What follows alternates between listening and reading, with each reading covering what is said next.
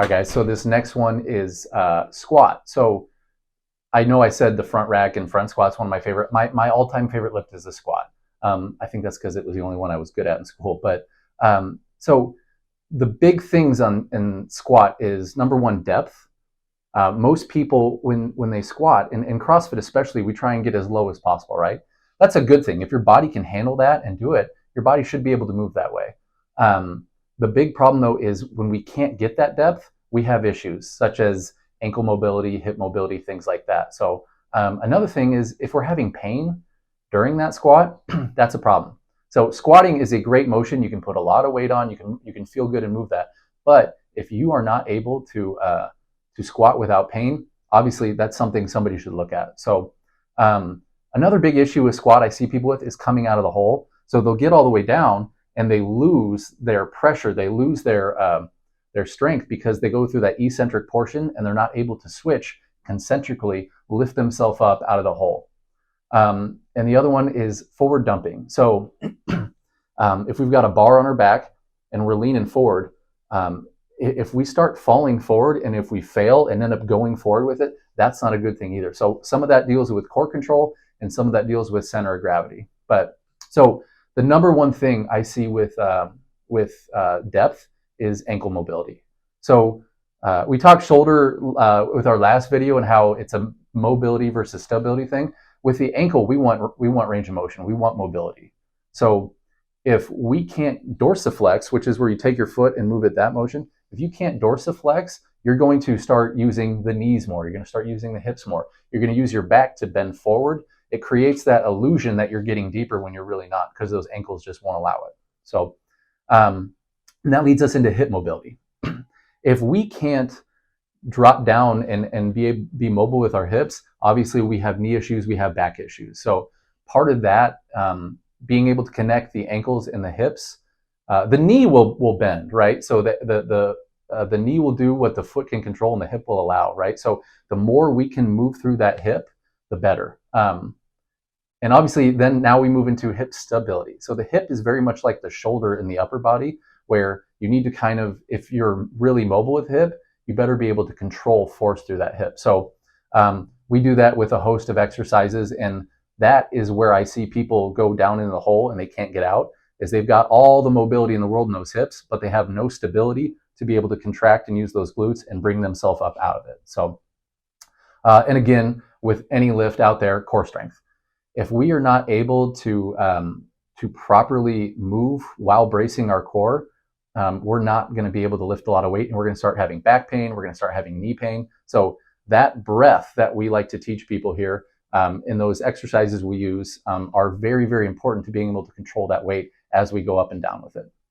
So at the end of this video, we're going to have exercises that kind of show what we're talking about and ways you can correct these problems. So again, we're dealing with ankle mobility, hip mobility and stability, and then core control. So stay tuned for those. It's something that we think really helps people, especially CrossFitters. And as always, if you have problems doing those, let us know. We'll be able to help you. Okay, so when we're dealing with squat, ankle mobility is one of the most important things. So what we're going to do, you're going to take a semi-heavier kettlebell. You're going to go into like a goblet squat, but you're going to sit down here holding it, and you're going to rock back and forth. When you do this, you are forcing a lot more of that ankle dorsiflexion. And if you can get over the top of it and really feel that stretch and feel that ankle kind of grind, that's a good thing. It means we're working that joint and you're improving that dorsiflexion. Okay, so with squat, again, we're talking about hip mobility. If we can't move through our hips, we're going to really struggle getting the depth we want in our squat. So the way we do this is we do CARs, so controlled articular rotations. We're going to go all fours. You're going to take your hip. You're going to come up to your chest. You're going to open it up. You're going to come up like peeing on a fire hydrant. You're going to come back, in, and down. Okay? The goal here, I'm doing this to show you, but the goal is we make sure if we were to place a board on our back, the board doesn't fall off when we do these. So you want to stay nice and straight, and then we're going to go backwards with it. You're going to go here, here, and in.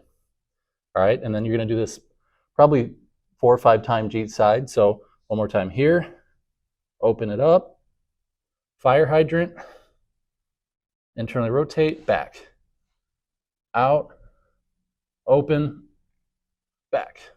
Okay, so with hip mobility in the squat, we also need hip stability.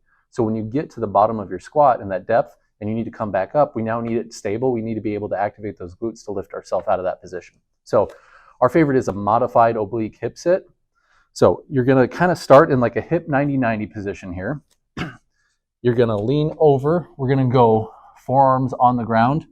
And what you're gonna do is drive, you're gonna take a nice belly breath, drive through this knee to lift yourself up. You'll activate those glutes.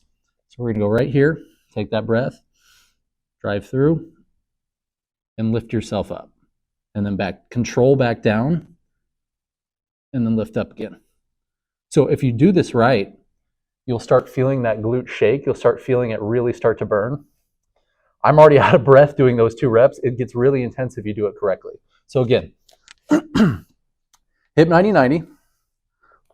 We're going to do the right hip. So we're leaning over the right hip, forearms on the ground. You're going to drive that knee into the ground and lift yourself up, off, back down. All right, here's one of my favorite exercises that we use for core stability. So we got a band here. Ryan's going to put that band around his feet. And he's going to hug both knees towards his chest. He's going to grab onto just his right knee. He's going to take that left leg and straighten it straight out, hovering it over the ground. He's continuing to hold on to that right leg. He's going to let go of it, but he's not going to let his knee go anywhere. All while he's trying to keep his low back in contact with the ground. Now he's going to bring that left leg back in. He's going to grab hold of that left leg. He's going to straighten that right leg straight out. Let it hover. Let go of that left leg. Keep it up. Don't let that knee continue to go down. He's kind of letting it go, so we're going to challenge him and bring it up. Good. He's struggling. All right, bring that right leg back in. Straighten out the left leg. Good. Letting it hover. Don't let that right knee go anywhere. He can tell you that his core is on fire right now. So it doesn't take many reps here, but we want to make sure that we get our hips and our low back and our core all primed, ready for a squat.